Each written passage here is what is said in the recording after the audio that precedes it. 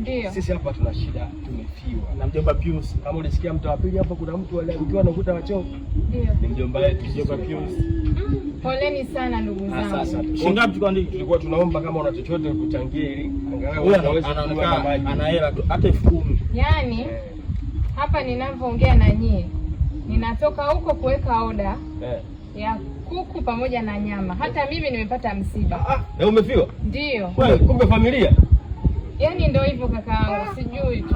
Ina maana umeka kuku na nyama ya ng'ombe msibani? Ndio, nimetoka kuweka oda huko sasa hivi. Kuna kwa mjomba Pius dagaa. Au tumtuke mjomba Pius tuende kwenye msiba huyo. Wenyewe msibani una watu wengi wachache. Watu hapo. Mfano labda tukifanya collab ni msiba wetu tukoleta kwenu ukaa kitu kimoja. Hamna shida, mtakavyoona nyie. Yaani kifupi tunalia kwetu, tunakuja kula kwenye msiba wenu. Kwani wenyewe analia sana? Msiba ni msiba. Yaani kono analia sana sababu kule shangazi analia ana kikundi chake kile cha Kikoba. Kulia wanalia. Basi tuachukue na tuunganishe huko. Wana vikundi kitu Cry for Revolution. Cry for Revolution. Kwani wenyewe amekufa mwanaume mwanamke? Ni mwanaume.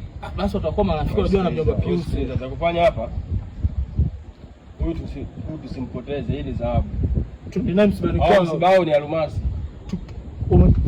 Fanya hapa twende tukapajiwe msibani kwao. Chakula kipo tayari sasa hivi nafikiri. Twende. Tukapajiwe kwa leo. Alafu yule unaniacha pale na kula wewe unaenda kuchukua mashangazi tu na mseo. Basi twende, hamna shida.